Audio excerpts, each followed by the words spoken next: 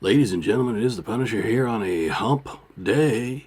Hump day! It's good to see all my fine Punisher patriots today. We've got a lot to get to. First, it's only 28 days till the election, but we'll come back to that. Meanwhile, Hurricane Milton barreling in to Florida. Florida has been determined to be in a state of emergency. They have told people to leave the state, and so people are leaving and clogging up the highways and running away, trying to get away from the brutal storm of Milton. Meanwhile, Hurricane Helene still leaving people in shambles across the southeast, with North Carolina hit really hard, but people in Tennessee and Georgia and other parts of Florida still suffering. Crazy. But before we get too far, as you know, the Punisher is sponsored by National Gold Group. I'll be back right after these messages. Bad news. Bank of America clients have sold $7 billion in stock. That's the largest amount since 2020. The first cut is always going to be the deepest, and rate cuts should scare you. But JP Morgan and Citigroup have said there will be 2 supersized cuts this year. So what better time to invest in gold and precious metals? Call America's own precious metals company, the National Gold Group, and if you mention the Punisher's channel, you'll always get best-in-class service from America's conservative precious metals leader. The National Gold Group has the IRA fee waiver program. That means they will pay the fees on your IRA for life on qualifying rollovers. So call 888-598-9909 for a free investor's guide today. The National Gold Group is Consumer Affairs' top-rated gold IRA dealer. So call 888-598-9909. That's 888-598-9909. Welcome back, everybody. Has everybody seen President Biden screwing over Kamala? First, he comes out and says, "Well, she's been involved in all of the bills, everything. She's been part of it." So he's strapping her down to his policies, even though she's been wanting to distance herself.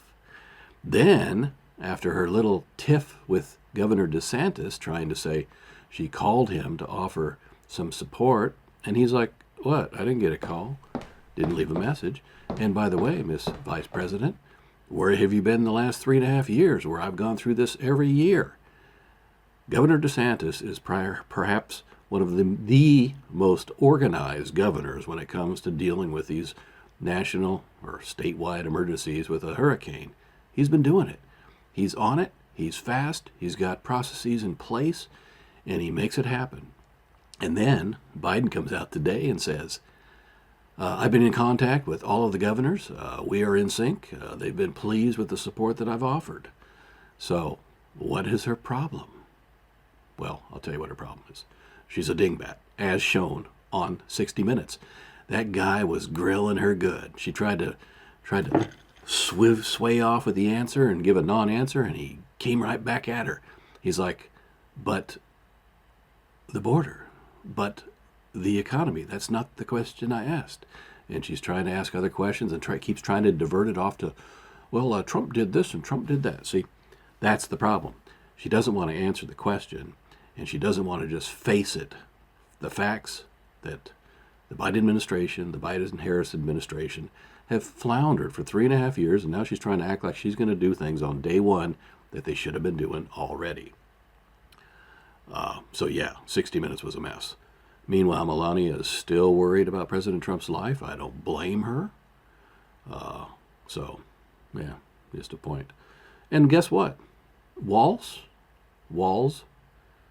is a knucklehead.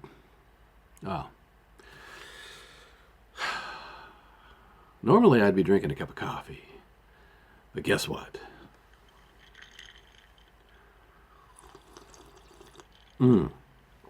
That is wonderful. That is wonderful. That's some rabbit hole, because we're going down the rabbit hole. Knucklehead. So how is it that we have people suffering from this Hurricane Helene, And this administration is saying it's out of money. FEMA's out of money. They're horsing around talking about this $100 million. And then she comes out and says, oh, by the way, we're giving 157 to Lebanon. What world do we live in where Lebanon, the very people who are part of bombing and killing people in Israel, Beirut, by the way, just had they just attacked and killed a bunch of IDF soldiers. They are the home of terrorists, just like Iran. They're no different than Hezbollah, Hamas. They're all freaking terrorists. Why are we giving them a dime? There's a saying. I wouldn't give them, I won't say it here, but yeah, I wouldn't give it to them. I wouldn't give them the sweat. Yeah. All right. Big news. Operation Slee Stack continues at 11.5. Operation T-24 Steadfast is hereby complete. Operation Hitchcock is hereby elevated to 4.0, effective immediately. You know it. Oh, I know it. The American people know it.